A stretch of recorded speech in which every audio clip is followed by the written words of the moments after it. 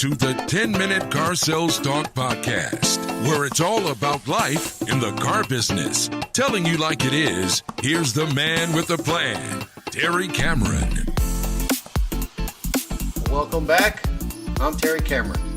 I believe this is episode number 18 of the 10-Minute Car Sales Talk Podcast. I also, on each Friday, post the Buzzer Beater Friday, usually a 2 to 3 minute episode that gives you a quick tip, something that may help you out for the weekend. So if you haven't listened to the Buzzer Beater Friday, I believe we have 10 or 11 of those episodes already posted. So go back to the very first one if you have to and start listening to these again. Before we go any further, I just want to remind you can go to the 10minutesalestalk.com website to reach me, but you can also find me on Facebook and LinkedIn.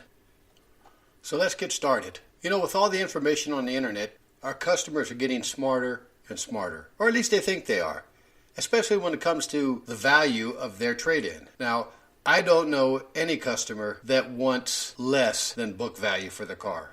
So it's up to us to explain to the customer why their car is worth what it is, or at least what we say it is.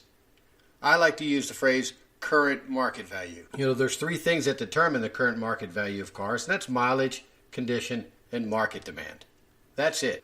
The problem that we have at our dealership, and probably most other dealerships, is that we rely on the salesperson to be able to explain current market value to the customer. Well, I think that's okay if you have a really seasoned salesperson that's been doing this for a while, especially if that salesperson is the one that appraised the vehicle. I'm not one that believes a salesperson should be doing that, but if they do, they ought to be able to explain it also. I believe it's the manager or the appraiser or the used car manager, whoever went out there and put that number on the trade, I believe it's their responsibility to explain to the customer where we came up with that number. And it's really not that hard. Customers will tell you that down the street they were given $10,000 for a car that we think is worth $6,000. We know that's not true. And if it was, somebody really screwed up there, or there was a lot of money that they were over allowing. And we'll talk a little bit about that also.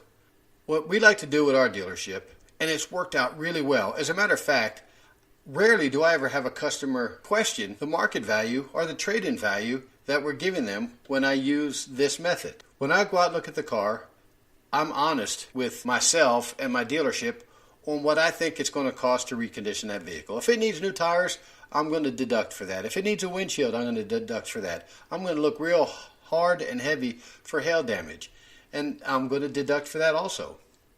But then when I come in, I put it in the book, I print out a Kelley Blue Book. And for some reason, our customers seem to trust Kelley Blue Book more than they trust their parents. So I use Kelley Blue Book. And I usually go out there with a number that's based on it being fair or average, maybe good at the most. I turn the paper around. I ask the customers if they're familiar with Kelley Blue Book. Most are. And I show them the book out. I point out the vehicle identification number and how it populated all the features that are part of that vehicle. And if there were any ads, I click on those also, and I go over that with the customer. Now, I only take out the trade value, nothing else. So when I get to the very bottom of this page, I say, Kelley Blue Book says your car is worth this amount for trade-in. And it's usually an odd number for some reason. What I like to do, if it's $6,400, I'll bump it to $6,500, and I'll write that. I'll cross out $6,400, write $6,500, put my initials, turn it around and say, guys, I'm going to give you a little bit more than what Kelley Blue Book says it's worth. I just need your initials right here, okaying that. I really only had one customer over this past month ever questioned the Kelley Blue Book value. And 75% of the time, if not more, the ACV of that vehicle is more than what Kelley Blue Book says. So it actually helps us. It also eliminates the salesperson from trying to explain all that and screwing everything up. You know, the customer is never going to tell us the least amount of money that they'll take on their trade. So we have to go out there and explain to them the most amount of money that they're actually going to get. When we do this, it works like a charm. This is not a trick. This is just bringing the customer back to reality. This is what one of the most trusted sites say your car is worth for trade-in. You can also talk to them about the tax savings that they're going to get also when they trade in the vehicle. It's really hard to move forward in the negotiating process if we can't justify the reasoning behind current market value.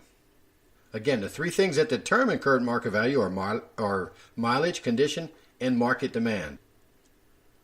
And I tell customers just like you determine the market value of vehicles. And if they're questioning it just a little bit, I'll ask them, how much over and above CMV or current market value were you requesting? And how did you arrive at that figure?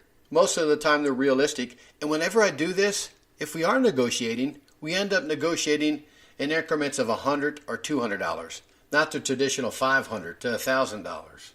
It makes it a little bit easier, and the customer actually gets to feel as if they win if they can get a couple hundred more dollars for the trade. And let's face it, there's always a couple $100 to work with in a deal. So again, we can't move on in the negotiation process until we get this settled. And just by justifying current market value, we're removing one more roadblock to the sale, making the close that much easier.